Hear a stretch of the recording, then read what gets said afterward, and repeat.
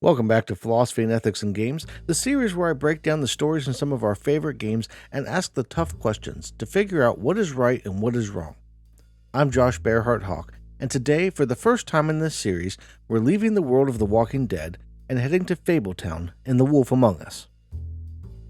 In case you missed any of the previous episodes in the Philosophy and Ethics series, I've linked a playlist in the description below. As I continue to break down this and other games, I'll add new videos to the playlist so that you can find them all in one place.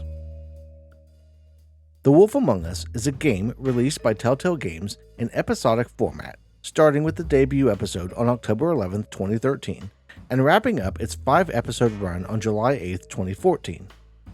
It was based on the Fables comic series written by Bill Willingham, with the game taking place almost 2 decades prior to the events of the comic series. I'll admit that I've never read the comics, and I only ever played the first episode of the game when it released, as life got busy and I forgot the game even existed for a while. By the time I remembered it, the excitement for the game had passed, and I never really expected to pick it back up, at least until the community voted so heavily for it here on the channel. I also want to note, before we begin, that I'm going to be mainly brushing over a lot of the story as we go in favor of the big choices and scenes that I found to be the most interesting. When I started with the Walking Dead series, I spent too much time retelling the story and not enough time focusing on the actual philosophical questions raised, and I want to make sure that we're staying focused on the purpose of this series in general as we move through The Wolf Among Us and other games in the future.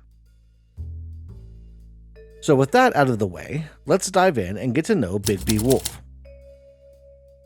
For those who aren't familiar with the game, the characters involved are based on characters from popular and even lesser-known fairy tales. These characters are usually disguised as humans, using what is known as a glamour, but not all of them choose to play by the rules. Case in point, the first character we meet is a little toad man known as Mr. Toad, and I have to admit, I may or may not be overly familiar with some of these characters as they come up, but I'm going to do my best to get their names right. Feel free to let me know in the comments how bad I messed them up. Bigby was called to the apartment building that Mr. Toad lives in to check on a disturbance, and upstairs we find none other than the woodsman from the tale of Little Red Riding Hood. He's not alone though, as we see him hurting an unidentified woman, and we have to decide the best way to handle the situation. I tried to be as diplomatic as possible here, mainly because violence, as a rule, should be the last resort in a situation, morally speaking. But the woodsman didn't really want to play nice, and I wound up choosing to throw him out, which really meant running through the wall of a second-story apartment with him and crashing into the cab owned by Mr. Toad in the street below. The fight doesn't end there, however, as the characters, known in universe as Fables, are apparently really hard to kill, and it takes an axe to the woodsman's head to make him chill out. This doesn't kill him, but it does present us with another choice when the woman he had been beating uses her heel to push the axe and cause the woodman a little unnecessary pain. We can choose to stop her or let her continue, and while stopping her might technically be the more moral choice, I couldn't bring myself to do it as she deserves a little payback. And speaking of payback, we're given yet another seemingly big choice to either let the woman go back to whoever her employer is empty-handed, or to give her whatever money Bigby has in his pocket to help her out.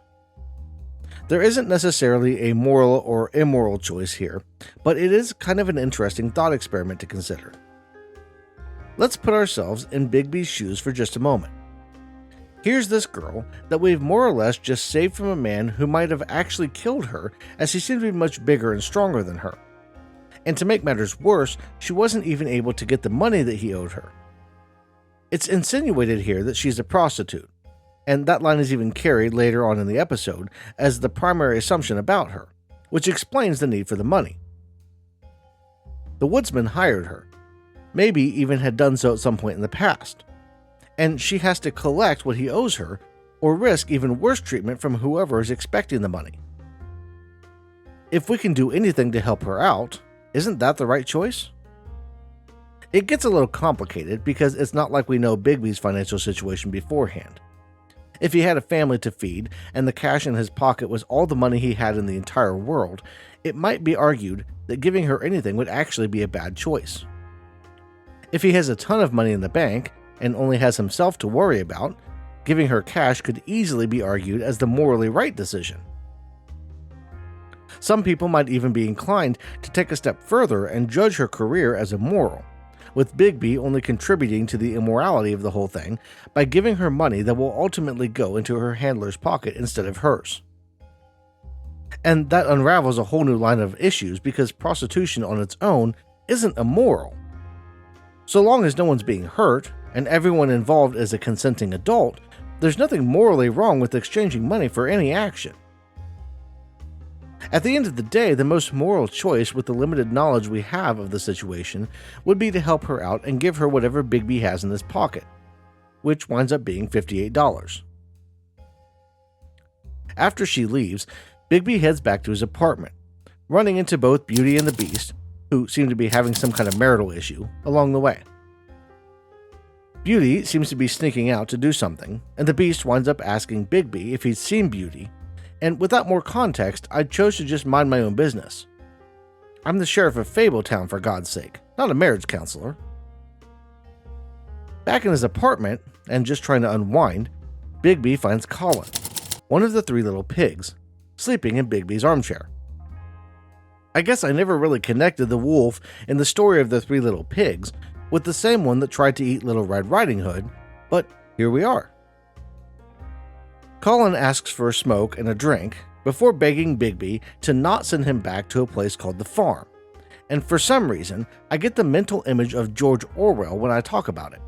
I guess Colin just seems like the type to lead an animal uprising or something. Bigby gets a short nap before a knock on the door introduces us to Snow White, who's apparently ditched the dwarves to pursue more political endeavors.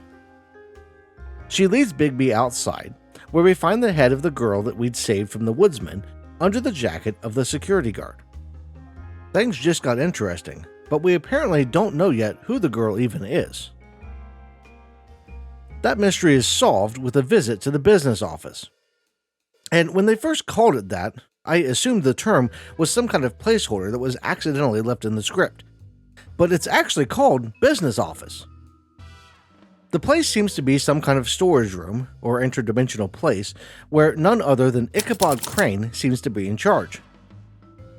Both Bigby and Snow White also work there, each having their own desk, and I can't help but think about when I was a kid and my brothers and I used to pretend we worked in an office, setting up desks and piling papers in various places.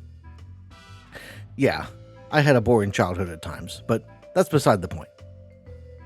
I'll be honest here, I can't stand Ichabod Crane, and I actually tried to tell him off as Bigby before Snow White stopped me. He's the kind of boss that doesn't really deserve to be in charge of anything, and I'm hoping I have a chance to rip into him at some point in a future episode. That being said, he only sticks around long enough to deride Bigby and Snow for not doing their jobs well enough before leaving to apparently get a morning massage. As soon as he's gone, we meet a little green flying monkey named Buffkin that I can only assume used to be in the employ of the Wicked Witch of the West. He might just be one of my favorite characters in the game, though I'll hold judgment for later episodes. Buffkin helps us out by finding some lore books that wind up revealing the name of the mystery girl to be Faith.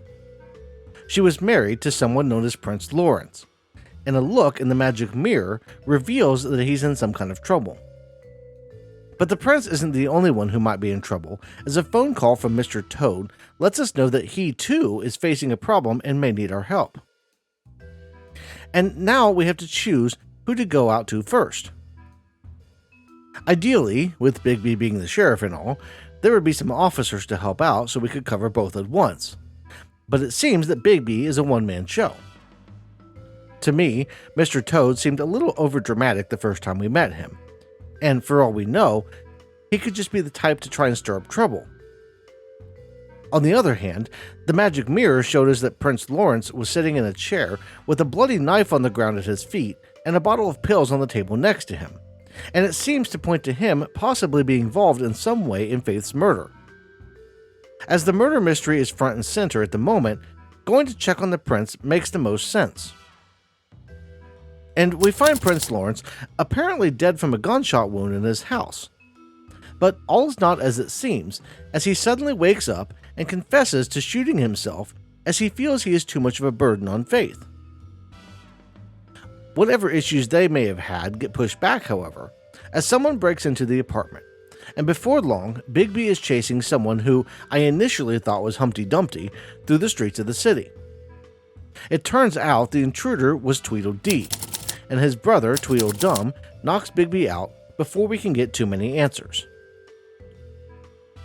Heading back to the woodsman's apartment, Bigby and Snow White find Mr. Toad calming his son down and acting extremely suspicious.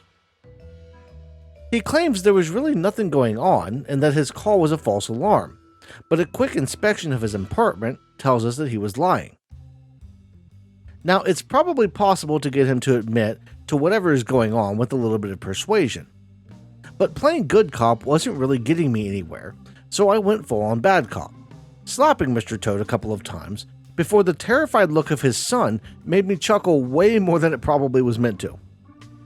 It could probably be considered police brutality, all things considered, but slapping him did get the information Bigby needed, as Mr. Toad admitted that Tweedledum had paid him a visit before showing up to save Tweedledee. He was looking for the coat that Faith had been known for wearing, a cloak made from the skin of her father's prized donkey. But thankfully, Mr. Toad hadn't given it up, and instead kept it until Bigby and Snow White showed up. After finding a note addressed to Prince Lawrence from Faith that was attached to the cloak, Bigby and Snow White catch a cab and head to the Trip Trap, a bar the woodsman apparently frequents. Snow White heads back to the business office, while Bigby goes inside the bar to look for the woodsman. The bar is rather quiet, with only the bartender and another patron there. But after a little back and forth, with the bartender giving Bigby a little attitude and lying about not having seen the woodsman, the lumberjack comes out of the bathroom and agrees to talk, at least at first. During the course of the conversation, we find out the woodsman only saved Red Riding Hood and her grandmother because he thought that he would get a reward. He had been planning to rob the grandmother and only changed his mind when he found the big bad wolf in her bed. This is mainly relevant because up to this point, he's been a main suspect in Faith's murder, and after a fight with the other patron in the bar, Grindel, of Beowulf fame, we find ourselves with the final big choice of the episode when Tweedledee shows up and we need to pick between chasing him down or arresting the woodsman. As much as I would like the woodsman to be guilty, especially after hearing about his original intention with Red Riding Hood's grandma, I think he's actually innocent. It's one of those things that my fake detective gut tells me, and I have to go along with it if I really want to be the best sheriff of Fabletown that I can be. Making a quick decision, I head for Tweedledee and make the arrest as the woodsman escapes through what I can only assume is a back door in the bathroom. But Tweedledee will have to wait as the episode ends on a twist. As they return to the business office, a massive police presence tells Bigby that something is wrong, and he makes his way through the line only to discover a second head has been placed on the doorstep of the building. Snow White's. Welcome back to Philosophy and Ethics in Games, the series where I break down the stories in some of our favorite games and ask the tough questions to figure out what is right and what is wrong. I'm Josh Bearheart Hawk, and today we're going back into Fabletown for the second episode of The Wolf Among Us. In case you missed any of the previous episodes in the Philosophy and Ethics series, I've linked a playlist in the description below. As I continue to break down this and other games, I'll add new videos to the playlist so you can find them all in one place. Episode 2 of The Wolf Among Us opens with Bigby in an interrogation room, with what can only be assumed is a human detective, asking questions about the head that they found on the doorstep at the end of the previous episode. It isn't entirely clear if he's a suspect or just someone they want to question as a person who knew Snow White. But none of that really matters, as the detective and the cops watching the interrogation all pass out without warning. Ichabod Crane used some kind of spell to knock everyone out and wipe their memories, and he comes strolling into the room once they're all asleep like he owns the place. Knocking people out and wiping their memories isn't really ethical at all in this circumstance. And he says that he wiped their memories for the prior 24 hours, which just raises all kinds of other problems. Imagine one of those cops has a kid that they promised to pick up from daycare, but the memory wipe caused them to forget, and now their wife is leaving with the kids because this is the 5th time this month, and they'd promised to stop drinking. But the only way that they could have forgotten is if they'd been drinking again. Sure, they'd gone to one of those meetings and made an appointment to talk with the department psychologist, but they must have broken all of those promises. Where was I? Oh yeah, the memory wipe spell is unethical. Ichabod gives Bigby a ride back to the woodland, where Tweedledee is waiting to be interrogated, but someone is already there. Bluebeard. Unless I'm very much mistaken, Bluebeard has a rather sordid past as far as fables go, with the little bit of research I did pointing to him being fond of marrying women and then making himself a widower through various means. I'm not going to go into detail, but I do wonder how in the world a guy like that would have anything to do with law enforcement in this community. I mean, sure, Bigby has his faults and he isn't exactly innocent, but at least his stories boil down to trying to get a meal. What's Bluebeard's excuse? Another quick side note, as I noticed a couple of familiar voices in this episode, with Bluebeard being one and TJ, Toad's son, being the other. I couldn't place them for sure, though I thought Bluebeard sounded a little bit like Kamatu from Skyrim. Then it hit me like a ton of bricks. The voices I was hearing were Clementine and Lee. The incomparable Dave Fennoy is Bluebeard, and Melissa Hutchison is TJ. That's not really relevant, I just thought it was cool and wanted to share it with anyone who might not know. Anyway, for the second time in a Telltale game, we were given the option to use some pretty questionable tactics to make someone talk. The last time we were playing as Clementine, and were given a chance to beat up Abel to find out where our friends were. This time is a bit different though, as Tweedledee hasn't technically done any real harm. He and his brother did assault Bigby, but there were extenuating circumstances in that event, and we don't even know that he has any relevant information to our case. That being said, I did hit him once as payback, before focusing on trying to pry information out of him by other means. Mostly, I tried to ask the right questions, and I smoked his cigar because smoking's bad for you and I wanted to save him from some serious health complications down the road. The talking kind of worked, as he admitted to knowing beauty and having a boss that Faith stole money from, but I wasn't able to pry the details I was hoping for out before Bluebeard intervened and tried to play bad cop. Unwilling to let Bluebeard upstage me, I intervened by grabbing his arm and was on the verge of showing him just how big and bad I could be when the door opened and Snow White walked in. My first thought was that an imposter had somehow made themselves look like Snow, and that was kind of right, as it turns out the head we found was from an imposter. All of that is revealed as we make our way back to the business office, with Snow informing Bigby that Mr. Toad and TJ were waiting to be interviewed, as TJ had discovered the body that belonged to the head of the imposter. And I just want to say that the fact that someone could get a fake glamour and make themselves look like another Fable opens a can of worms that we really don't want to ignore. The whole thing kind of makes me think of Polyjuice Potion from Harry Potter, where you could basically give yourself the body of another person. Meaning you could commit crimes as them, probably open a bank account as them, start up a small business as them, build that business into a global empire with branches on several continents before meeting the person of your dreams, settling down and getting married, or, other nefarious things best left to the imagination. In this case, after a little investigation and inspection of the body, we find out that the imposter was a troll named Lily, who happens to be the sister of Holly from the Trip Trap Bar.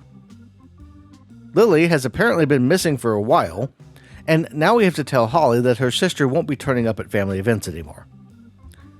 Before we do that, however, we get the chance to interview TJ about finding Lily's body, and we learn that he was swimming in a river when the thing was tossed in, scaring the bejesus out of him. She had a cinder block tied to her ankles, and my first thought was that the whole thing had something to do with the Mafia, as that's famously their MO. However, TJ also mentioned that the person who tossed the body in the river said, "Stop laughing at me," after doing it, which seems a bit odd for a mafia hitman to say. I suppose it could be a self-conscious hitman, but let's just put a pin in that theory for a minute. After talking to TJ, Bigby and Snow decide that they need to head over to the Trip Trap bar to talk to Holly. But Ichabod tries to prevent Snow from leaving, citing her safety as a concern. At this point though, given that the last time we split up I found her head on a doorstep, I chose to keep Snow at Bigby's side. There's a million possibilities as to who the killer is and what they're after, but I'm not willing to let Snow out of my sight unless I have to. Back at the Trip Trap, there's some convincing that has to be done before Holly will talk to us. But she eventually opens up, and we learn that she and her sister hadn't spoken in a while. But Lily was working at a place called the Pudding and Pie, a strip club that doubled as a brothel of sorts. And this revelation comes on the heels of the question about why she would be glamored as Snow White, with Holly insinuating that it would probably be due to a client's request, and just wow. The idea that someone could make themselves look identical to someone else, and that person could then be hired for sex work while looking like the other person, breaks so many ethical and moral lines. Your body should be yours to do with as you wish, not something to be used at someone else's leisure. That kind of violation is not okay in any sense. There are enough people out there who struggle with mental illness, convincing themselves that they have a relationship with a celebrity, or even with just a person in their life who they're obsessed with but doesn't know they exist. Imagine they could just take a picture of that person to someone who could then be made to look like that person down to the last detail. They mention in this episode how there is an official witch or set of witches that does the glamours for the Fables, but that they are also aware of black market glamour and how it isn't illegal. But I just can't help but think, why? Why not just outlaw those things? It might not put a full stop to the practice, but it would provide some legal recourse for those who perform and partake. And there's no way something like that should be okay. That rant aside, Bigby goes down to the Pudding and Pie, while Snow goes with Holly to make the arrangements for Lily's body. The owner of the club is a scumbag by the name of Georgie, based on the Georgie Porgy poem, and I really don't like him from the first moment.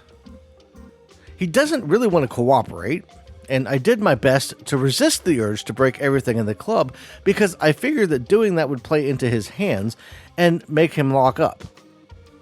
I did bust up one of his neon signs though, just to show that I was willing to smash things, and that finally got him to give me the bare minimum of information. As he was calling the business office to complain about me, I wandered into a back room where I'd seen a woman peeking at me, and I wound up getting some help from her in the form of an appointment that she booked so she could send me to the building where I might find more answers. That building was a cheap motel just a couple doors down, and when I tried to skip the front desk and just go upstairs, as she'd given me the key, I was stopped by Beauty, who happened to be working the front desk. Remember in episode 1 where I said that I wasn't a marriage counselor? Well, that mindset has come back to bite me, as it turns out that Beauty has been moonlighting as a hotel manager to pay for the bills, as Beast hasn't been able to make ends meet doing whatever job he's managed to find, and she doesn't want her prince to know that she's actually the one paying the bills. That is already way more involved than I wanted to be in their marriage, but it gets worse as Beauty leads Bigby upstairs so that she can save face if someone sees him, and Beast catches the pair about to enter a room. And of course, Beast assumes the worst, knowing that Beauty apparently has a type, and he proceeds to fight for his wife's honor, even as both Bigby and Beauty try to tell him what's really going on. He does eventually catch on, but not before Bigby slams him through a door of the room that he wanted to enter anyway.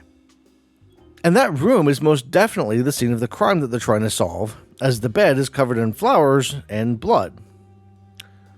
A little investigation uncovers several clues, pointing us to someone who is apparently obsessed with Snow White.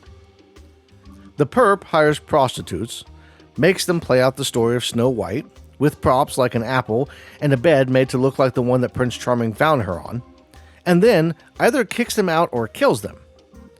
It isn't really clear how long this little game has been going on, or how often he's lived this fantasy, but the biggest shock of them all comes in the form of a photo found on the floor. Rather, there's a series of photos, all taken from a distance and showing the real Snow White, but the last one shows none other than Ichabod Crane leaning over a sleeping Snow White doppelganger, or what I hope is a doppelganger, with his hand up her dress as she sleeps. Now, this could all just be some crazy misunderstanding, with someone getting a fake glamour to look like Crane, like what happened with Snow, except that the game reveals that Crane has been watching Bigby the whole time in the magic mirror. Picking up the lamp on the table behind him, Ichabod smashes the mirror out of anger, and the episode ends.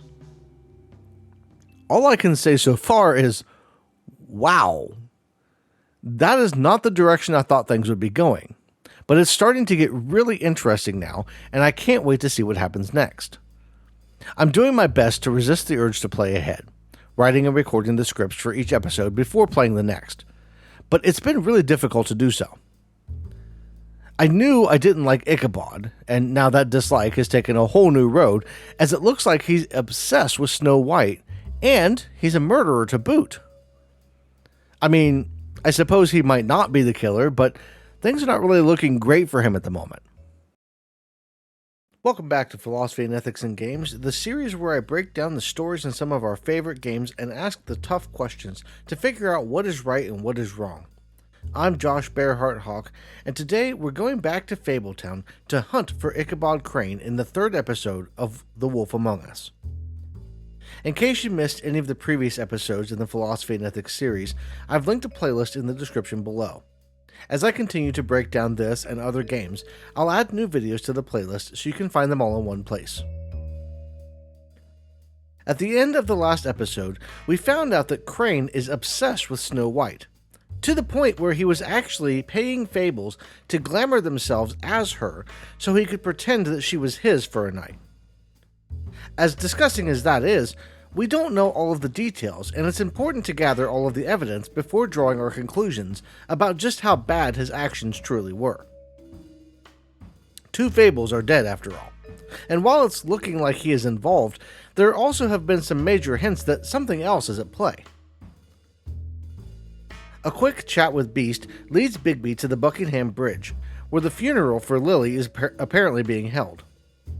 He got this information from Grin at the Trip Trap, and we'll just brush off the tone that Beauty takes when she hears that her husband was at that hole-in-the-wall bar, because, like I said before, I'm the sheriff, not their personal marriage counselor. Before we leave, however, Beauty does take a moment to offer what might be some sound advice in saying that we need to be gentle when we tell Snow what we found. She might be tough as nails, but finding out that your boss has not only been lusting after you, but also paying people to look like you while sleeping with him would be a hard pill for most of us to swallow. Snow is speaking when we arrive at the funeral, and we have the choice to either get her attention or to let her finish her speech. Out of respect, and knowing that Snow is safe for the moment, I let her finish while going over to talk to Prince Lawrence. He's still understandably down about what happened to Faith, and it's nice to be able to comfort him in the moment as we wait for Snow. Holly isn't exactly happy to see Bigby, but that turns out to be the least of our concerns as Tweedledee and Tweedledum show up, and I cannot stress enough how much I don't like either of them. They are annoying at the least, and involved in some way with everything that's been going on, while refusing to cooperate to bring closure to Holly and Lawrence. They're holding a gun to Bigby, and threatening him to leave the situation with Crane alone, and I don't tolerate extortion. Holly and Grin get involved in the fight that follows, though that wasn't due to lack of trying on my part. Holly was especially upset as I was trying to calm the situation when one of the Tweedles made a really stupid comment and all hell broke loose. Grin, Holly, and Bigby all get shot before the Tweedles leave, and while I know that Fables are tough and that Bigby will be fine in the long run, I just can't help but be annoyed that this is the second time those assholes have injured the sheriff. Back at the business office, Bigby gets some attention from the doctor as Buffkin tries to put the magic mirror back together again. It turns out Crane was smart enough to realize that it could be used to find him, and he even took a piece with him to buy some extra time. As they debate what to do, Bluebeard makes an appearance, reminding me that the Tweedles aren't the worst fables in existence. There's also a bit of back and forth where Bluebeard insists that Crane definitely killed Lily before the argument turns on to what to do next. They need to find Crane, who they know will be meeting his secret witch at 2 a.m. thanks to Buffkin, so they don't have a lot of time. Bluebeard wants to check out the Tweedles' office, and Snow thinks that going to the Trip Trap to check Lily's belongings is the right move. It seems like the best move would be to check both places, but Snow insists that there isn't enough time, and Bluebeard suddenly changes his mind and decides that Crane's apartment is the place to go. And this winds up leaving us with a decision to make, as we need to pick a location to search for clues.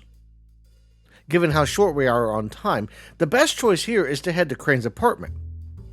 If he had something to hide, there's a good chance that he kept some kind of information close to home. And if it's not in the business office, it's likely in his apartment. Heading up, Bigby finds the door already open, but the place seems empty at first. A little snooping around uncovers his particular taste in wine, a message from someone he owes money to on the answering machine, a love letter to Snow, and a wad of cash that he'd embezzled from the business office. The wad of cash includes a note to someone called the Crooked Man, who we can only assume Crane either owed money to or was working for or with. Bigby doesn't seem to know who the Crooked Man is any more than we do, so we have to leave that line for now. There's also a key in the drawer with the money and note, and the key winds up unlocking Crane's bedroom door, where we find Jack Horner, the little boy who sat in the corner, climbing out the bedroom window with a bag of apparently stolen items. Jack tries several times to lie his way out of the apartment, but applying a little of Bigby's famous charm gets us the name of Crane's witch, Auntie Greenleaf. This information comes at a price, however, as we have to agree to forget about running into Jack. But that isn't really a problem in my eyes. Jack is a liar and a thief, but compared to what Crane potentially did, a little thievery can be overlooked. It's a theme that keeps popping up as we play through various games, and one that is at the center of many ethical debates. What can we safely give up for the greater good? Sometimes we have to overlook what would normally be considered wrong in order to fix an even bigger issue. In this case, overlooking Jack's transgressions gets us the name of Crane's witch and could help us stop him before he hurts anyone else. After we confiscate several glamour tubes that Jack had been trying to sneak out with, Snow shows up and we have to decide where to go next. Time is really ticking down, as we likely have only one more shot to find out where Auntie Greenleaf is. I chose to head to the Trip Trap because I figured I'd be more likely to find Auntie Greenleaf's location in Lily's stuff than at the office of the Tweedles, and I really didn't feel like dealing with them or Bluebeard if I could avoid it. And that decision turned out to be a good call, as, after dealing with a very drunk Grin and a grieving woodsman, Bigby was able to find an address book of Lily's that included the address for Auntie Greenleaf. When they get to the Greenleaf's apartment, Snow and Bigby are surprised to see a little girl greeting them at the door. It seems odd that she would be answering the door at 2 in the morning, but it isn't even the oddest part of things, as the sheriff makes his way inside the apartment, looking around and finding another glamour tube. The little girl gets really distressed when you pick up the tube, and of course, I can't just ignore that, as it makes it obvious the tube is important, and that she's hiding something.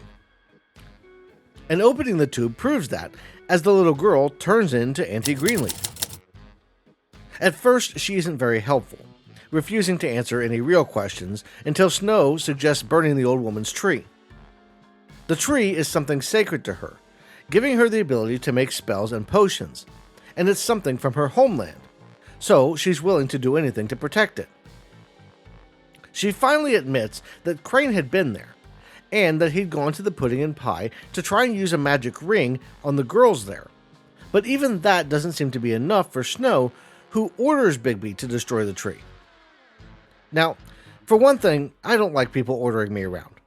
For another, she isn't Bigby's boss just yet, even if it seems to be the direction things are heading.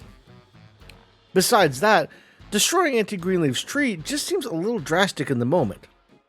She gave us the information we came for, and it's obvious that this tree means a lot to her, and not just for creating glamours that started this whole mess. It's a sacred item, and destroying it would be unethical. She hasn't done anything illegal, since the act of creating glamours isn't outlawed, and she wasn't helping Crane out of some malice or intent to hurt anyone as far as we know. She was just providing a service and trying to pay her bills. And for those reasons, I can't justify burning the tree, and I tell Snow to stay in her lane. She is obviously upset about what Crane did, and she has every right to be. But she also seems to be on some kind of power trip, and burning the tree is a callous move that I think that she would come to regret later on. Crane's car at the Pudding and Pie confirms that he's there, and after greeting our old friend Georgie in the most appropriate way, we bust into the back room to find Crane trying to interrogate the girls. But he isn't getting anywhere because the ring that he's trying to use doesn't have any power, and Bigby is easily able to overpower him. But it seems that Crane may be innocent, of the murder at least.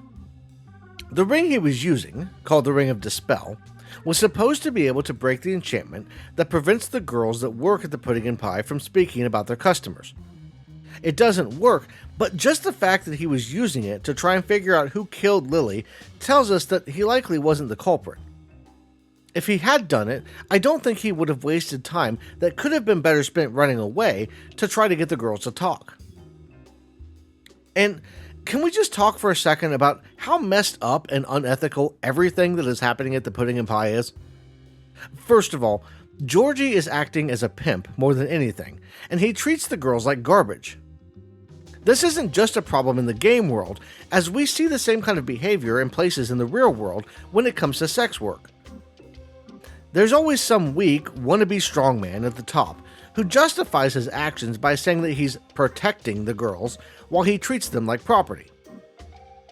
Sex work, in and of itself, isn't unethical, and I don't see any issues with someone getting paid to do something they enjoy, so long as they do enjoy it and consent is always given and made the focus.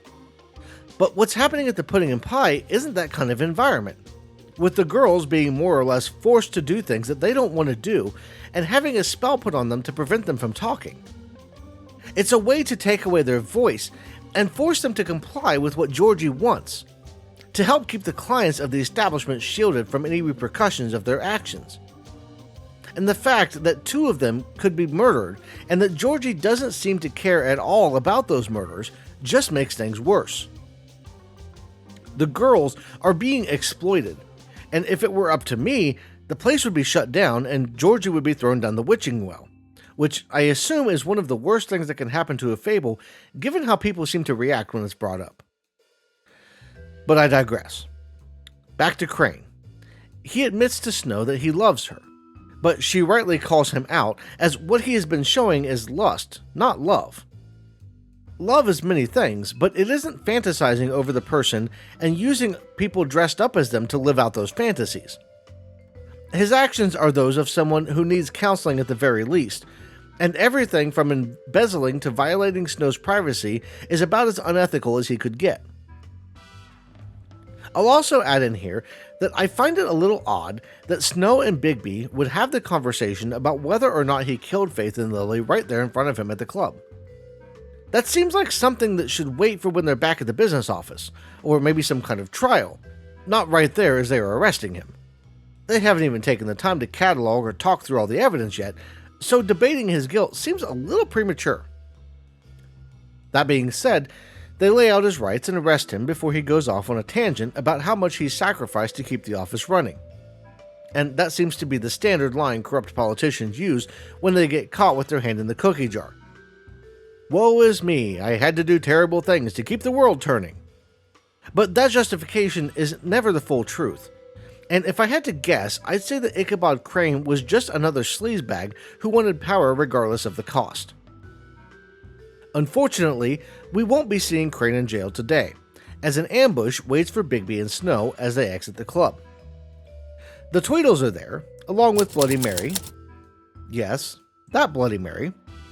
Sidebar, I have another channel that used to be my main channel, where I actually pick apart legends and history, diving into the origin of stories like Bloody Mary, which I actually covered a couple of years ago. And seeing Fables based on legends like that gets me really excited for this game. I wasn't sure how much I would enjoy it, as I never really read the comics and I wasn't overly familiar with most of the characters, but as I go, I feel more like a kid on Christmas morning than I expected. I'll be using some of that knowledge of legends and history when I get around to making Friend or Foe episodes for some of these characters, so keep an eye out for those videos in the future. Back to the dark, rainy alleyway, we find Bloody Mary trying to get Bigby to give up Crane, saying he is property of the Crooked Man. Of course, I can't just give in and let her take him, as that's not how the law works, and she retaliates by giving Tweedledee and Tweedledum permission to shoot Bigby. And that wasn't the best idea on her part. Bigby doesn't go down easily, taking shot after shot from the brothers as he transforms into the big bad wolf that everyone knows and loves. And after a little display of strength, Bigby winds up cornering Tweedledum, and we are given the option to either end him or let him live. Now, technically speaking, one could probably argue that letting him live would be the moral thing to do, but given the fact that he was just shooting at Bigby, trying to kill the sheriff, and how he's been acting all along, I wasn't about to just let him walk away. Not only that, these people all work for the Crooked Man, who seems to be some kind of kingpin. And at some point, we need to send a message that we aren't going to tolerate the kind of stuff that he's doing. And that kind of brings up an interesting point that is usually relegated to superhero stories like Batman. Is killing the bad guys really crossing some kind of line? Often, it is argued that the good guys have to take the moral high ground, or risk becoming just like the bad guys. But in reality, this only makes it harder to actually take the bad guys down. If you're not willing to cross that line when it's necessary to protect innocent lives, then more innocent lives will be ended. It's the difference between retribution and justice, with retribution meaning that you took someone down as a form of payment for misdeeds, whereas justice prevents future atrocities. You might be avenging someone's death, but unless you are also clearly preventing other harm, you are only seeking retribution. Taking down the Crooked Man and those who work for and enable him to do the horrible acts that he does should be our top priority, as he is clearly behind a lot of the harm that's being done to Fables, and will continue to be as long as no one stands up to him. In this case, jailing him and his allies won't really do any good, as they are only in it for themselves, and they actually get pleasure out of causing pain.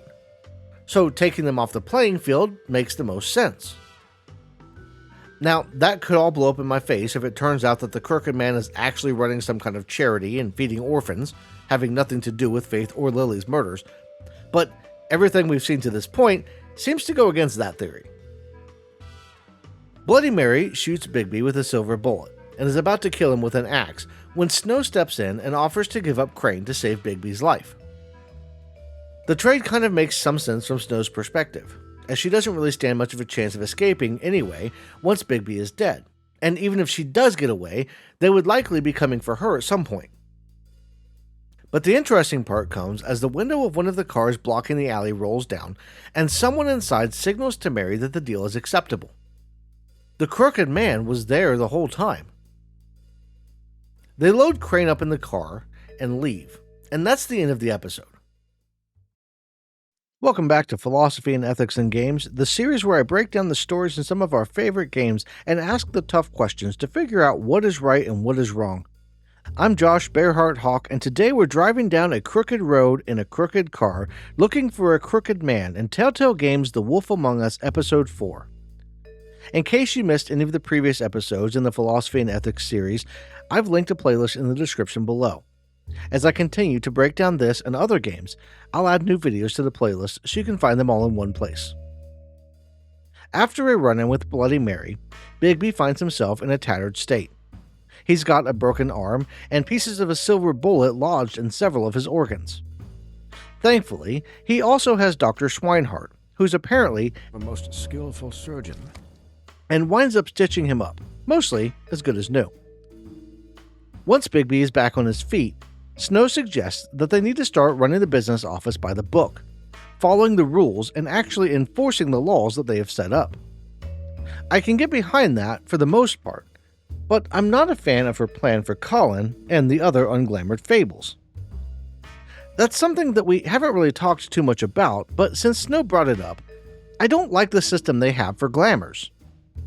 They make this rule that everyone has to look human, then they strongly suggest that all Fables need to get their glamours from the business office approved witches on the 13th floor, while making the cost of getting glamoured prohibitive. They've created a problem and are selling the solution, and it just isn't right. If you want to make sure everyone is glamoured and eliminate the black market for glamours that could potentially be dangerous, you can't make the cost above what the poorest Fables can afford. It's one of those things that should be covered by some kind of tax or donations because it concerns the safety of all Fables. Snow insists that Colin and the other unglamoured Fables need to be sent to the farm, which I'm picturing as old MacDonald's farm from the popular children's song, and I can't get behind doing that. Locking a group of individuals up because they don't look or act the way they are supposed to is just plain wrong. Colin, Mr. Toad, and even Buffkin all fall into this category, and they aren't hurting anyone by not getting a glamour. I lie to Snow and pretend to be supportive of her plans simply because she needs someone in her corner. But when she leaves, I reassure Colin that she'll eventually come around. I really think that in the moment, Snow is just frustrated, and she's actually realizing for the first time that the business office hasn't been living up to its goal of taking care of the Fables. From wanting to burn Auntie Greenleaf's tree to insisting that Colin be sent to the farm, she's making decisions that she might not make if she took the time to really evaluate things, and all I can do is try to mitigate any disasters that she might inadvertently cause the best that I can. Bigby winds up heading down to his office to meet Nerissa, one of the girls from the Pudding and Pie, who seems to have something that she wants to tell him. She can't openly speak, thanks to the spell Georgie has on her, and it takes some extra work to figure out what she's trying to share. She seems to be hinting that her, Faith, and Lily were all involved in something, though it isn't entirely clear what that is or was. It also seems like she's trying to tell us that someone we trust might not be on our side, and I can't help but wonder who we might need to take a closer look at. My first guess on who might be a traitor would be Snow, as she seems to be the most obvious person from a narrative standpoint. She's been our closest confidant, and she was the object of Crane's obsession, so it just seems like she would be the most likely person to be a turncoat. Colin would be my next guess, as he just seems like the type, though I really like him and I hope he's truly on our side. Someone like Buffkin or Mr. Toad would make a good spy for the Crooked Man as well, as they don't seem too obvious at first, though Mr. Toad doesn't like Bigby too well, especially after we slapped him and scared his little boy. Either of them could be secretly against us, and that possibility opens up a couple of other dangers. For one, Nerissa could be in our office on the orders of the Crooked Man, sent to throw us off and make us suspicious of everyone we know. It could also be that I'm overthinking it, which is one of the biggest hurdles that we face with mysteries like this. With the Crooked Man, we find that he has his claws in the most unexpected of places, meaning that everywhere we look could potentially be someplace he's spreading his influence. When anyone could be secretly working for him, paranoia sets in and it becomes way too easy to overthink every lead and suspect. We have to be careful with how we approach the investigation because of that. One thing we do get a pretty good idea of is that the secret to the girls' enslavement seems to lie in the ribbons that they wear around their necks. And based on Nerissa's reaction when we get too close to the ribbon, it's clear that something bad will happen if we remove it. Before we can get too much out of her though, Snow interrupts us to let us know that Beauty and Beast called to ask Bigby to come to their apartment. and Nerissa seems to suggest that going up there would be helpful in solving the mystery. I've been trying to avoid the embattled couple as much as possible this whole time, but now it seems that we don't have much of a choice. Adding a marriage counselor hat to go with my sheriff's badge, I head up to see them, listening in on the very loud conversation that they are having before knocking on the door. Beast doesn't seem too happy to see Bigby, but it turns out that that's because Beauty is the one who called. They've gotten themselves into a bit of a pickle, and now they want Bigby to make everything right. It turns out that while Beauty was working the night shift and taking loans from the Crooked Man to help fund their lavish lifestyle, Beast was working as a delivery boy for the villain. Neither of them knew what the other was up to until Beast caught Beauty going into the hotel room with Bigby, and now they're in over their heads. Now, as someone who's been married for nearly 2 decades, I can say that the biggest problem these two seem to be having is a lack of communication. They've been keeping secrets and sneaking around behind each other's backs, not to have affairs, but to make extra money because they never seem to have enough. Money is a problem in a lot of relationships, and it seems that Fables are no exception to that rule. They really need to get some couples therapy and learn how to talk to each other, as well as how to adjust to living in an apartment instead of a palace. They're former royalty, which makes things so much worse for them when it comes to living like most of the rest of us common folk. And it makes me wonder how many other Fables have had trouble adjusting to life in the real world. And that gives us a little more insight into how the Crooked Man was able to get the power that he seems to have in the first place. Between the requirement for glamours that many Fables seem to have trouble affording, and the difficulty adjusting to the real world, as well as the lack of support from the business office that is supposed to act as a government of sorts for them, it's no wonder someone like the Crooked Man was able to get a foothold. He took advantage of the desperation many Fables had to get them under his thumb, and now we're having to deal with the fallout. As the conversation with Beauty and Beast wraps up, we have a decision to make. Beauty got her loan from a pawn shop known as the Lucky Pawn, and Beast was running deliveries for the Crooked Man out of a butcher shop known as the Cut Above. And we need to decide which place to visit first. This is the second time that we've heard about the Lucky Pawn, with Jack Horner mentioning that he worked there when we caught him trying to leave Crane's apartment. And as that seems to be the place where the money operation is for the Crooked Man, it makes the most sense to hit that up first.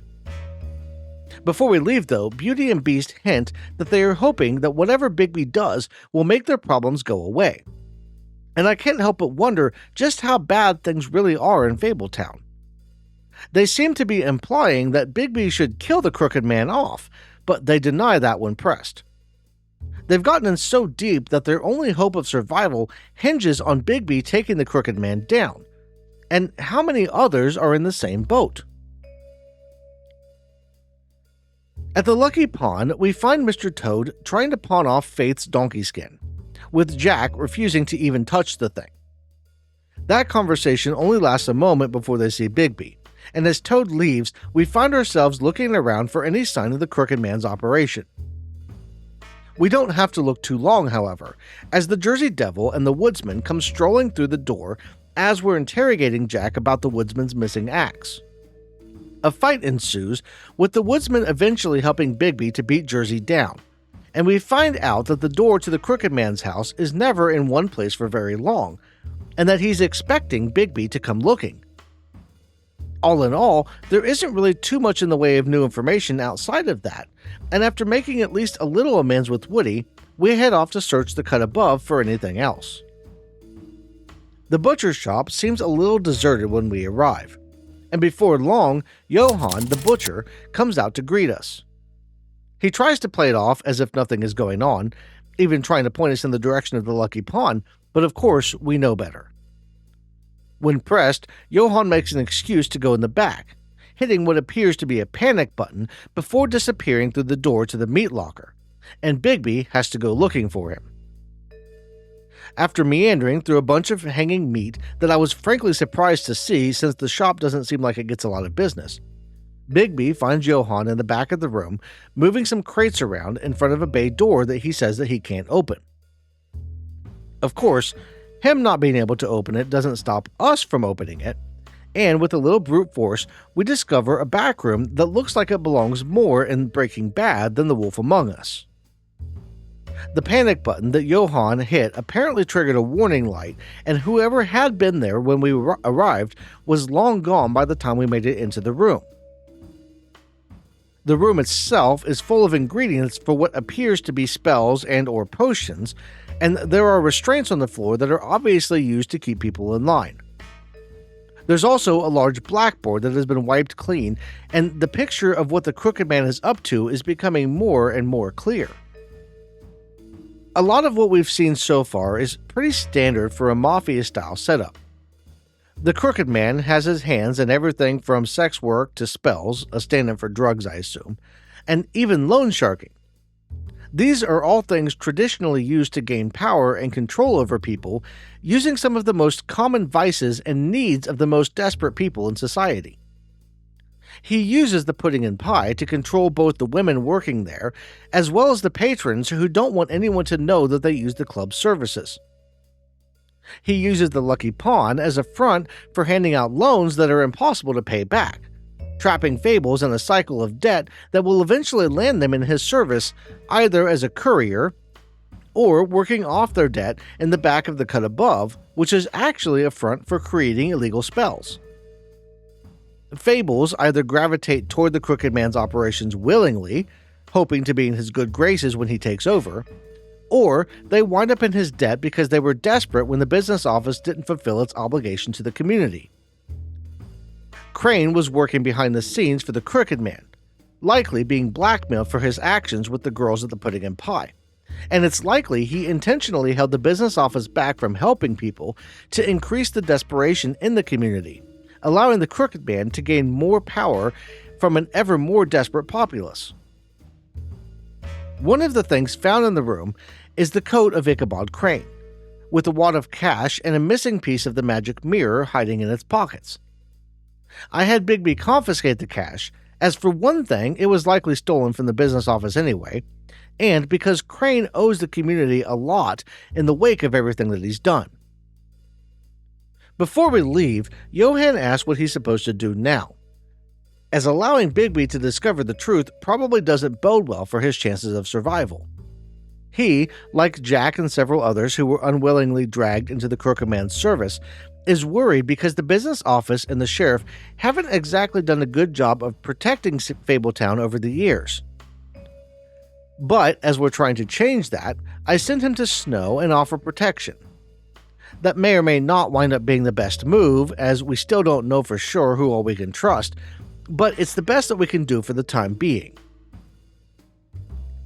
It's easy to forget that many of the people we've been dealing with were roped into doing the things that they've done out of desperation. They were just regular people with no ill intentions who wound up in a bad situation, and they don't deserve to be punished so much as they deserve some help out of the circumstances they fell into. When we killed D, I argued that we needed to dismantle the organization from the inside and make sure it can't hurt anyone ever again. That means taking down the elements that intend harm while rescuing those who were just in the wrong place at the wrong time. Someone like Jack or Johann, who are simply trying to make ends meet, don't deserve the same treatment as someone like Mary or Jersey, who are actively working with the Crooked Man, helping him not out of fear, but out of a pleasure for harming others. And it's important to recognize that difference, as some people are what are known as sycophants, a willing participant in the harmful acts of the leader, while others are unwitting accomplices who only help under duress or threat of action against themselves or their loved ones. Knowing the motivations of everyone involved, especially in a cartel as big as what the Crooked Man is running, will help us figure out how best to handle everyone when we finally bring down the ringleader. The goal here should be to address the root causes of the Crooked Man rising to power, while also taking down the people who actively helped him in that process, so we can prevent something like this from happening again. In the normal order of things, it might be impossible to totally prevent someone like him from rising to power in the future, but by taking steps to punish those involved appropriately and fixing the problems that led to so many people feeling like he was their only option in the first place, we can make it harder for the next threat to the community to emerge. Back at the business office, we find Snow arguing with Bluebeard once again, along with Toad looking for some compensation for whatever damages he feels that we may have caused him. While Buffkin works on getting the magic mirror fixed with the piece that we recovered, Snow asks Bigby to talk to Toad. Her goal is to have him and his son sent to the farm for not being glamored, but I took a different route by handing him the money that we confiscated from Crane and telling him to use it to get glamored. Whether he'll actually follow through with that or not is yet to be seen, but if we're going to make the business office a more reliable place for Fables to get help, we have to give them a chance to begin with. Once the mirror is fully repaired, we get the chance to see Crane being loaded into a taxi by Bloody Mary as she tells him to get on a plane and go to Paris to wait until the Crooked Man calls. Knowing her legend, it feels weird to be seeing Bloody Mary in a mirror like that, but it only lasts a few seconds as she realizes she is being watched and shuts the connection down. After that little sidetrack, the mirror shows the location of the Crooked Man's door, and Bigby hightails it over to Central Park to try to get to the portal before it changes locations again. Getting to the door and running through, Bigby finds himself in a gothic-looking hallway as a man on a crutch comes around the corner to greet him. The man, it turns out, is Tiny Tim of A Christmas Carol fame, though he's all grown up now and working for the Crooked Man as a sort of doorman, I guess? He says he only has one job, to lead Bigby down the hallway and into the Crooked Man's chamber. And if that's the case, I don't really want to ruin things for him by going off script. After leading us down the hall, Tim introduces Bigby to a room full of all of our favorite friends from the series, and we finally meet the Crooked Man face to face. We have a few options, but we don't actually get to find out how the meeting goes until the next episode. Welcome back to Philosophy and Ethics in Games, the series where I break down the stories in some of our favorite games and ask the tough questions to figure out what is right and what is wrong. I'm Josh Bearheart Hawk, and today we're smashing through the door of the Crooked Man's house in the final episode of The Wolf Among Us. In case you missed any of the previous episodes in the Philosophy and Ethics series, I've linked the playlist in the description below. As I continue to break down this and other games, I'll add new videos to the playlist so you can find them all in one place. We pick up right where we left off, with Bigby finally coming face to face with the Crooked Man. As is usual with criminal bosses, the Crooked Man plays the whole thing off as just one big misunderstanding, even going so far as to say that he knows who killed the girls and that he plans on handling it internally. Now, as the business office is basically the government for Fabletown, and Bigby is the sheriff, it would be on them to take the accused murderer into custody and handle the matter appropriately. There would need to be a trial, and if there was a conviction, then the business office would be responsible for carrying out any sentence. The fact that the Crooked Man wants to bypass that system in the first place is a red flag.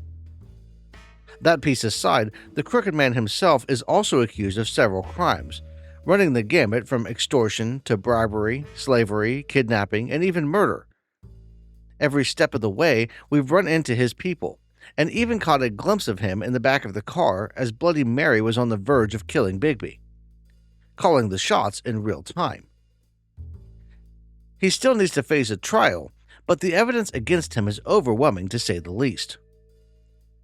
And during the interaction, he tells Bigby that he has every intention of cooperating, playing it off as if they are old friends or even potential business partners. But when push comes to shove, he doesn't follow through. If he really wanted to cooperate, he would surrender and go with Bigby to face the accusations and mount a defense. But that's not how organized crime works. There is always a fall guy, and it's never the one at the top. We see this a lot in the real world, with mob bosses and drug lords skirting away from criminal charges as the people who work for them take the heat. They're always just out of the reach of law enforcement because they don't actually pull the trigger or make the direct threat. A common defense is, I didn't tell the person who works for me to kill that person. Or, I promised protection. If they didn't want it and their store got robbed, it's not my fault. It's one of the pitfalls of our modern legal system, because we rely on hard evidence or a confession to lock someone away. This system is built on assumed innocence, and while it can be helpful to that end, it also allows people to walk free when they should probably be taken off the street. The crooked man rules by fear, as we'll see in a minute. But we're getting ahead of ourselves as he finally reveals that Georgie killed Lily and Faith, saying that the man did so when he misinterpreted his orders. And we'll pause for just a second to digest that last part, because if anyone working for you could possibly interpret your orders as telling them to kill someone, you're doing something wrong. Let's say I worked at McDonald's as a manager, and my boss comes to me and tells me I need to get rid of one of the line cooks as they've called off work too many times. The whole institution would probably merit a closer look if I took that directive to mean I was supposed to use one of the fry vats to deep fry the employee before dicing them up and feeding them to the piranhas that live in the little pond behind my boss's large house that they are somehow able to buy on the salary of a McDonald's general manager. In that completely hypothetical situation, the police would be correct to suspect something weird was going on. But if the manager kept their hands clean by having a subordinate take care of the problem without directly telling them to kill the person, it would be incredibly difficult to convict them. And it's made all the more difficult because even if the subordinate tried to turn on the manager as a witness, saying they understood the order in a specific way, without evidence of the order being actually meant that way, there isn't much to go on. The crooked man also tries to assert that the whole thing could just be a conspiracy against him, because of how well connected and wealthy he is. While it is possible the whole thing was just some big scheme to try and bring him down, the fact that he is well connected and has a lot of money, coupled with just how many dots that we've been able to connect back to him, means that either a whole bunch of independent fables came together to collude against him because they just didn't like him or were mad at him or whatever, or that someone more connected and wealthy is secretly pulling the strings to try and topple him. But the chances of so many disconnected fables all coming together in such an organized way on their own are low. The Tweedles, Bloody Mary, Jersey, and Georgie have all actively committed crimes seemingly on the orders or even in the presence of the crooked man. The Tweedles are responsible for breaking and entering, with Dumb showing up at Faith's apartment and letting himself in while Dee tried to intimidate Mr. Toad. They also tried to bribe a public official, insisting that Bigby should just let the whole thing with Crane fade away in exchange for him being left alone. Then they actively tried to murder Bigby, firing a barrage of shells at him as the crooked man looked on. Bloody Mary shot Bigby with a silver bullet after trying to free Crane from custody as he was being arrested. This was also done right in front of the crooked man, so presumably with his consent and likely on his orders. Jersey has been running a loan sharking scheme that everyone in Fabletown knew was, as Mr. Toad put it, so bleeding operations just a setup for one of his shady fucking loans. And he assaulted Bigby when the sheriff came looking for answers. It could even be argued that he was resisting arrest as the fight between them escalated. Georgie is running his whole operation on the word of the crooked man, enabling the abuse and extortion of fables like Lily and Faith, among many others. And that list doesn't even include Johann the Butcher and how his shop has been turned into a sweatshop for making black market spells, and fables like Beauty and the Beast, who have found themselves in a spiral of debt with the threat of violence hanging over their heads, if they didn't pay up. And let's not forget the fable who seemingly started this whole spiral, Ichabod Crane. There's no believable way that all of these fables came together on their own to conspire against the crooked man. There's also no evidence that any other fable, one with more power and money than the crooked man, is involved in any way to make these fables collude to bring him down. When Bigby refuses to leave the crooked man's house without arresting Georgie for the murders alongside the crooked man for all his crimes, all hell breaks loose, and a fight that includes Bloody Mary, Bigby, Tweedledum, Jersey, and Georgie breaks out, with Dum and Georgie both being stabbed. Georgie was trying to stab Bigby, but accidentally got Dum instead, and Bigby managed to twist the knife into Georgie when the man doesn't want to just give up. During the fight, a portal is revealed behind a stained glass window when it is shot out, and the Crooked Man flees. Bigby winds up following him, as well as Georgie and Vivian, through the portal back into the streets of New York, where he chases Georgie's car through the streets as a fully transformed werewolf in a sequence of events that will definitely never wind up on the Monday news or be brought up in any way by Snow or the business office. The chase ends at the Puddin' and Pie, where a dying Georgie insists that he didn't have a choice when it came to killing Lily and Faith. And that claim is worth at least looking at. We learn that Faith and Lily wanted out, that they were planning to leave, and that the Crooked Man said that he wanted them dealt with. Georgie took this to mean that he wanted them killed, and was under the impression that if he didn't kill them, the Crooked Man would have him killed as well. In a court, it could be argued that Georgie acted under duress, meaning he only did what he did against his will under threat or coercion. This would be incredibly hard to prove, though, as without some solid proof that the Crooked Man was directly threatening his life or using other means to force him to act, Georgie would be the one held criminally liable.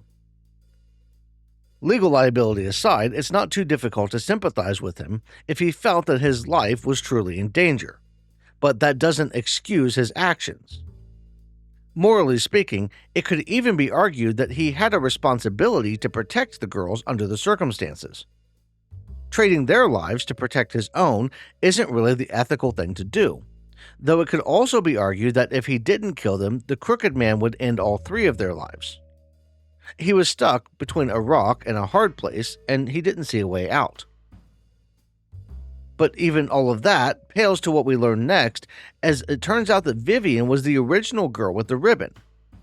The magic that controls the other girls all ties back to the ribbon around Vivian's neck, and removing Vivian's ribbon will free the girls, though at the cost of Vivian's life. For all of Georgie's faults, he seems to actually care for Vivian, and when faced with either losing his life, killing Lily and Faith, or freeing the girls and losing Vivian, he chose the option that kept him and Vivian alive. In the end, though, his choices would come back to bite him, as Vivian, saying that she's tired of having other people decide things for her, chooses to take off her own ribbon before Bigby and Georgie can stop her. This frees the remaining girls and brings her fable to an end. But it isn't the end of the scene, as Georgie collapses next to her body and head, revealing he is also going to die from the stab wound Bigby inflicted. After giving Bigby the Crooked Man's location, Georgie asks to have his suffering ended, and we have to decide whether to grant his request or let him suffer in his final moments. Morally, ending his suffering is the correct choice when looking at it from a humanist perspective, because the goal is to maximize well-being, and being in that much pain is undoubtedly not good for Georgie's well-being. But just because it is the moral choice, that doesn't mean that it is inherently the right choice to make in the situation.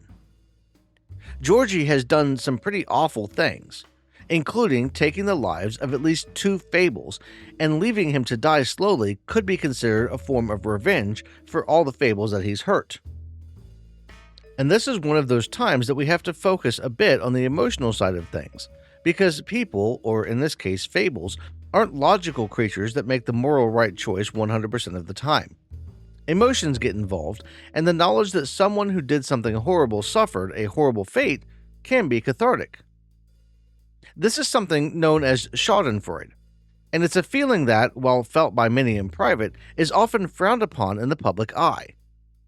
The term itself comes from the German language, and it dates back to at least the 18th century, translating loosely in English to damaged joy. There's some speculation that the feeling emerges from an innate desire for fairness, where seeing someone who is guilty of breaking an established social contract suffer makes any advantage they've gained from doing so more equitable. Very basically, seeing Georgie suffer after he'd profited off of the suffering of others makes us feel better because it evens the playing field.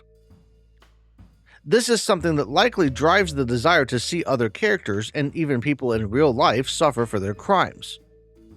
I had plenty of people comment on how I should have killed Lily from The Walking Dead, or who said that torturing Abel was the right thing to do, even though it wasn't likely to make him talk, because those individuals had done some horrible things. And that feeling is one that is shared by a lot of people, even when they don't want to outwardly admit it, because we as a species want fairness. In our distant past, that fairness meant life or death most of the time. If another individual or group had an advantage, seeing that advantage taken away meant that we might actually get resources like food or water, whereas them keeping the advantage meant that we could starve and die. We weren't reveling in the other's misfortune so much as we were celebrating the perceived gain for ourselves. And this rings true in all of these circumstances as well.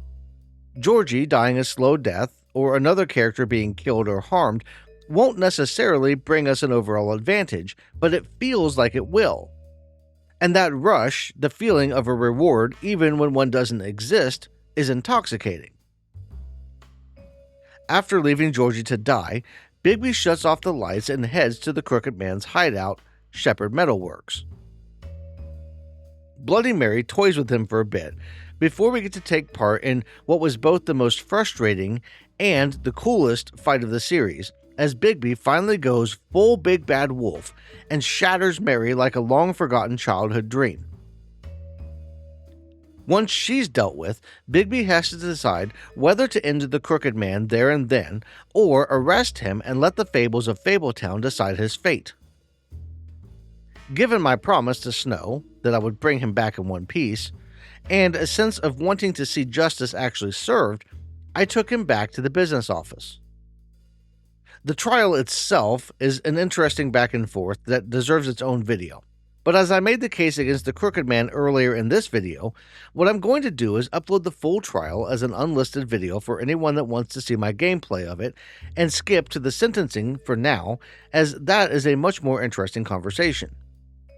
With the help of Nerissa, whose lips are no longer sealed thanks to Vivian, the Fables found the Crooked Man guilty and wound up split on how to handle him.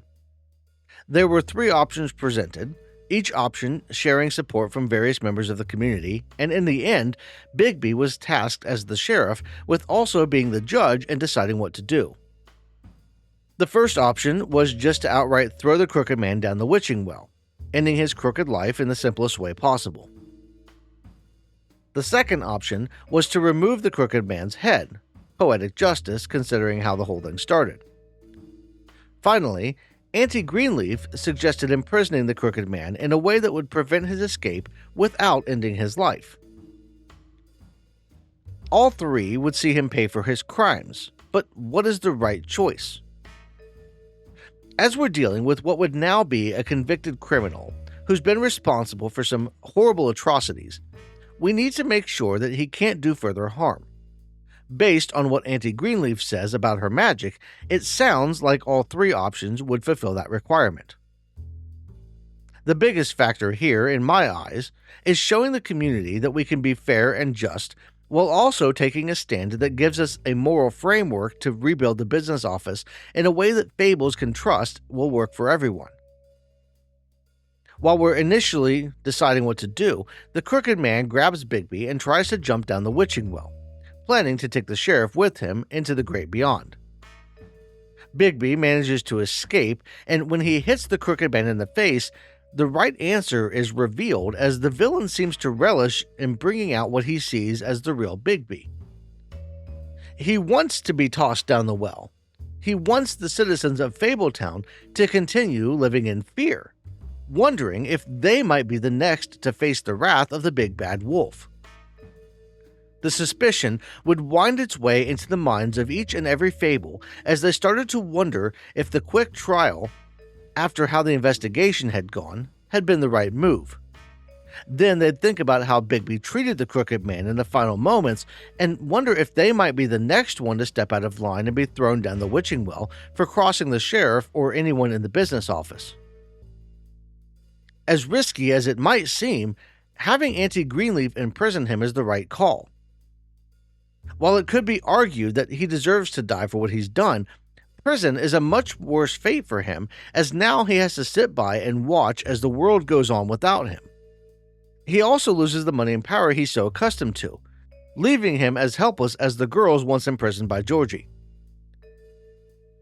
And we find out Auntie Greenleaf's idea of prison is to turn him into a crow and cage him, which makes the punishment rather poetic in addition to everything else.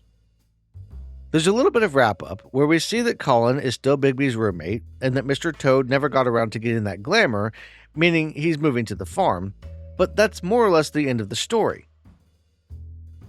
There's one final conversation with Nerissa, who ties everything up in a nice purple bow before walking off into the rainy night in search of a new beginning. And the credits roll. I've got to say, I didn't think I was going to like this game as much as I did. I was never really into fairy tales, and while it did kind of advertise itself as a gritty detective mystery, I never imagined that it would be so intriguing or fun to play. I loved the characters, with each being endearing in their own way, and the mystery of who killed Lily and Faith, as well as who the crooked man was, kept me hooked until the very end. I think the biggest knock on the game, in my eyes, was the episodic format that Telltale released it in back in 2013 and 2014. I played the first episode when it came out, but with how far apart the episodes were released, with no solid information on when the next one would come out, I just forgot the game existed. I love the episodes acting as chapters in the modern day, where I can play the whole thing in one sitting if I choose, or come back and play at my leisure. And if that had been the option from the start, I think I would have played the whole thing on release day. But now I want to hear from you in the comments below. Did you spare the crooked man's life, or send him down the well? How did you handle Georgie? Would you do anything different if you played it today after hearing my thoughts in this video? As this is the end of The Wolf Among Us, barring a second season ever releasing, we'll be moving on to something new starting next week. Red Dead Redemption 2 was the runner-up in the community vote, but before we get there, I want to cover something special related to the summer season as we slowly creep toward fall. I won't spoil anything here, but it's one that I've been looking forward to covering, and one that is perfect for those who enjoy the great outdoors. Of course, if you don't want to wait a whole week to find out, you can always join as a channel member or a patron, as they get early access, behind-the-scenes content, and their name on the screen, in addition to a lot more. Channel memberships are available here on YouTube, and there's a link in the description for those who want to check out Patreon. That's all I've got for this one. I want to thank you all for watching, and I'll see you in the next one.